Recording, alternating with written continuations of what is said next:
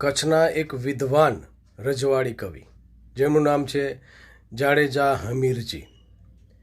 હા, જાડેજા કવિ હમીરજી વિશે વાત કરવી છે.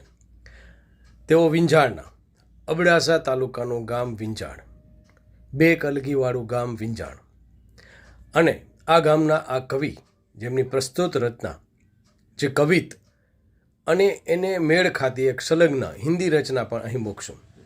સૌપ્રથમ જાડેજા કવિ હમીરજીનો પરિચય લઈ લઈએ. તેઓ મહારાવ શ્રી દેસડજીના સમયમાં કચ્છ અબડાસામાં આવેલા વિંજાણ ગામના ટીલાટ જાડેજા હતા. હમીરજી અત્યંત નિરઅભિમાની, સાહિત્યપ્રેમી, વિદ્વાન અને ઉચ્ચ કોટીના કવિ હતા. ભીટારાના પ્રસિદ્ધ કવિ કેશવ સાથે તેમની ગાઢ મિત્રતા હતી અને તેમના પત્ર વ્યવહારમાં પણ સાહિત્ય રસની છોડો ઉડતી. એમના મુખ્ય ગ્રંથની વાત કરીએ તો તેમણે કચ્છના ચંદ્રવંશી જાડેજાઓનો ઇતિહાસ આલેખતો મનોહર અને સુંદર ગ્રંથ વંશપ્રભા રચ્યો હતો. આ રચના વ્રજભાષા હિન્દી મિશ્રિત શૈલીમાં લખાયેલું એક દાર્શનિક અને આધ્યાત્મિક કવિત છે, જેમાં ઈશ્વર અને આત્માના અદ્વૈત સ્વરૂપની તથા ગુરુ કૃપાની વાત કરવામાં આવી છે. મૂળ પાઠની વાત કરીએ તો અજબ અનૂપ જ્ઞાતા દેખ્યો એક રંગદાતા, व्यापक अदाता रूप जग में दिखाता है, ज्ञान हु का नाता आप ध्यान में विख्याता जाता, अंतर अलेप सोही कांति सो विभाता है, सप्त दीप्त दर्शन में जाता है न आता आप, स्वाता भाव पाता सोई दिल दर्शाता है, कहत हमीर मोपे गुरु की आख्याता महेर, द्याता सोही दे भयो दे सोई ध्याता है. મિત્રો, મજા આવીને? તો આ વિંજાણના હમીરજી જાડેજાનું કવિત છે.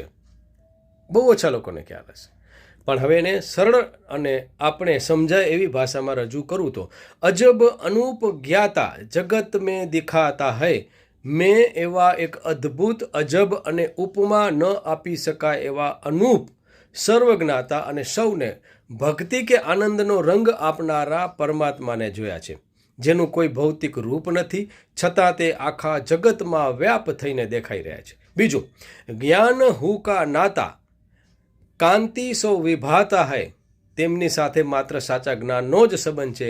જ્યારે મનુષ્ય ઊંડા ધ્યાનમાં ઉતરે છે ત્યારે તે પરમાત્મા વિખ્યાત પ્રગટ થાય છે. તે હૃદયની અંદર રહીને પણ સાંસારિક માયાથી અલિપ્ત એટલે કે અલેપ અને પોતાના દિવ્ય પ્રકાશ ક્રાંતિથી શોભી રહ્યા છે. સપ્ત દીપ્ત દર્શન મેં સુઈ દિલ દર્શાતા હૈ, મતલબ સાતે દ્વીપ કે સમગ્ર બ્રહ્માંડમાં જેનું દર્શન છે, જે ક્યાંય આવતો કે જતો નથી, સર્વવ્યાપી અને અજન્મા છે. જ્યારે જીવ અહંકાર છોડીને પોતાના શુદ્ધ ભાવને સ્વાતા ભાવ પામે છે ત્યારે એ જ પરમાત્મા હૃદયની દિલની અંદર દેખાઈ આવે છે.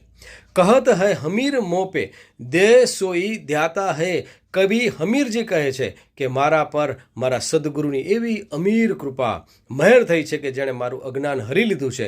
હવે સ્થિતિ એવી થઈ ગઈ છે કે ધ્યાતા ધ્યાન કરનાર ભક્ત આત્મા પોતે જ ધ્યેય, જેનું ધ્યાન ધરાય છે તે પરમાત્મા બની ગયો છે. આત્મા હિ પરમાત્મા અને એ ધ્યેય જ ધ્યાતા બની ગયો છે. અર્થાત જીવ અને શિવ, આત્મા અને પરમાત્મા વચ્ચેનો ભેદ મટી ગયો છે અને બંને એક થઈ ગયા છે. આ રચના સાથે મેળ ખાતી સંલગ્ન અન્ય હિન્દી રચનાની જ્યારે શોધ કરી ત્યારે કવિ હમીરજીની રચના જે અદ્વૈત ભાવ, બ્રહ્મ અને જીવની એકતા અને ગુરુ કૃપાની વાત છે, બરાબર એ જ આધ્યાત્મિક અનુભૂતિ હિન્દી સાહિત્યના મહાન સંત કવિ કબીરદાસજીની આ સાખીઓ અને પદમાં જોવા મળે છે. કવિ હમીરજી જાડેજાની રચના સાથે મેળ ખાતી હિન્દી રચના સંત કબીરની રચના જોઈએ તો ક્યાં વાત, અદ્ભુત રચના છે. જલ મેં કુંભ, કુંભ મેં જલ હૈ, બહાર ભીતર પાની, ફૂટા કુંભ જલ જલ હી સમાના, યહ તથ કથૌ જ્ઞાની. અને કવિ હમીરજીની છેલ્લી પંક્તિ ધ્યાતા સુહી ધ્યેય ભયો સાથે અદ્વૈત મેળ ખાતી કબીરજીની જાણીતી સાખી છે.